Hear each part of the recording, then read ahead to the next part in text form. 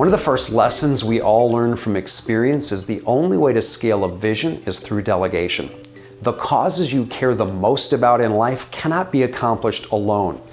You'll need to build a team, and for that team to function, you'll need to delegate. Every leader understands the importance of delegation, but many don't understand how to do it well. Some leaders embrace the short-sighted fallacy that it would take longer to train someone else, so I might as well do it myself. Some leaders delegate and then micromanage. They look over the shoulder of the person assigned to do the work and too often yield to the temptation to take over. Other leaders delegate a project to a team member, but then worry nonstop about the outcome. They might not be actually doing the work, but their inability to release mental ownership to others makes it difficult to fully engage in meaningful work. Some leaders master the art of delegation and are able to hand over the project, then move on in freedom without expending any psychological energy on the delegated task. If you have never experienced that kind of working relationship, it's hard to imagine, but it's possible. And the first step toward that kind of freedom is to own the responsibility for making it happen instead of blaming the people around you. You can learn to delegate and move on in freedom, and this training session will show you how. Most of what I want to share with you in this session applies to any working relationship, but at Twassistant we give special priority to working with a virtual team, so I'm bending these principles in that direction. First, take a few minutes to make a list of all the items on your active task list that could be done virtually. Give special focus to recurring tasks, but include everything that could be done by a virtual team member. Now review each item and ask yourself, why does this have to be done by me? It's likely you have a number of tasks you need to do. But if you are honest with yourself, many, probably most of the tasks that could be done virtually could also be done by someone other than you.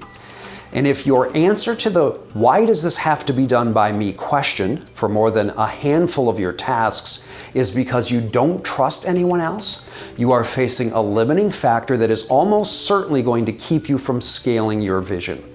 After completing this first step, you should have a list of tasks that could be done virtually by someone else. Your next step is to force rank this list from lowest to highest risk. In other words, reorder the list with the lowest risk tasks at the top. By lowest risk, I mean if there was a glitch of some kind that meant the task would not be completed on time or below your standards, the damage control would be minimal. For example, maybe you need some research done on a topic for a presentation you are making or an article you need to write. Or possibly you need some internal data analyzed or a draft of a letter prepared. These could be delegated with low risk as long as you ensure there is time to remediate any problems associated with a hard external deadline. Once you have your force-ranked list of tasks that could be delegated to a virtual staff member, identify the member of your team best suited for the lowest risk task. If you only have one virtual assistant, that decision will be easy. Now delegate the task clearly and specifically in a phone meeting if at all possible. Then document the details for the task on the web-based platform you have chosen to organize your workflow. If you don't have this kind of platform, you're undermining your ability to delegate effectively.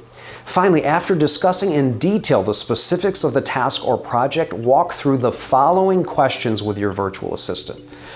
Do you understand what needs to be done? Do you have the tools you need to do this right? Is the deadline we have agreed on reasonable? Do you know when to ask for help? Once you've clearly processed the assignment and walked through these questions, delegate and move on. Resist the tendency to micromanage. Check in on the project only in the rhythm of your regularly scheduled meeting pattern. And invest your mental as well as physical energy on other projects. When your virtual team member completes delegated tasks on time with the level of excellence required, be timely in offering positive feedback. This is what we call the trust-confidence feedback loop, where you grow in your ability to trust and your team grows in the confidence of serving you well. Now pick another item on your list and repeat the process. Before you know it, you'll be moving farther down your list toward higher risk tasks and projects with deeper trust and greater freedom to delegate and move on. One final word of caution. Of course, you will experience some challenges along the way. That's why one of the key is going too fast. Keep it rolling. 3, 2, 1. And greater freedom to delegate and move on. One final word of caution. Of course, you will experience some challenges along the way. That's why one of the key questions is, do you know when to ask for help? You need to own the responsibility for effective delegation, and every glitch along the way becomes a teachable moment for you as well as your virtual team. This is your chance to scale your vision through delegation and experience the freedom of investing more of your time in the short list of priority items only you can do. Get started today.